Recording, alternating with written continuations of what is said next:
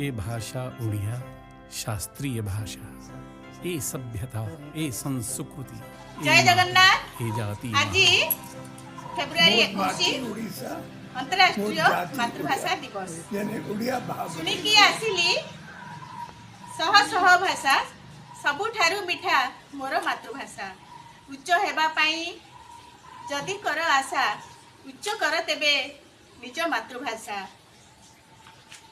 ए कहार उक्ति पिला माने स्वभाव कवि गंगाधर मेहरकर। तेणु आमे शपथ ग्रहण करवा जो अंतर्जातिक ओडिया मातृभाषा दिवस रे समस्त हाथ आगु नियो शपथ ग्रहण। मु ओडिया भाषा एवं साहित्यर समृद्धता को सक्रिय भाव में प्रोत्साहित एवं पालन करने को प्रतिज्ञा करुछि। दैनंदिन जीवन रे निज मातृभाषा व्यवहार करी मु अन्य मानकु मो भाषा सहित परिचित कराइबी। कहानी कविता एवं परंपरार आदान प्रदान माध्यम मु आम राज्य बाहरे ओडिया भाषा साहित्यर प्रचार रे सहयोग करिबी। ये हला शपथ ग्रहण समस्त हाथ तळकु नियो। आमे ओडिया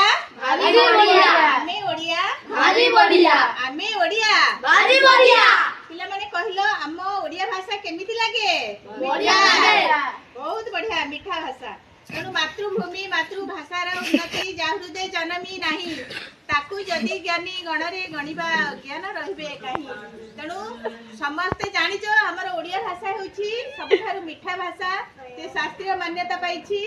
तेणु समस्ते ओडिया कहिबा शुद्ध भाव रे ओडिया कहिबा आ ओडिया रे लेखिबा ओडिया माने समस्त हम पर्व परबाड़ी जानी जात सबु आमे ओडिया मानकर बहुत बढ़िया जगन्नाथ संस्कृति हमर भगवान जगन्नाथ हेले हमर आराध्य देवता।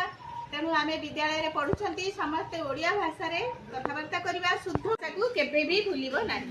धन्यवाद समस्त को समस्त आज भाग नेलो। आज मातृभाषा अंतरराष्ट्रीय मातृभाषा दिवस रे समस्त सहित शामिल हेलो आ शपथ ग्रहण कलो। समस्त को धन्यवाद। तारी थिके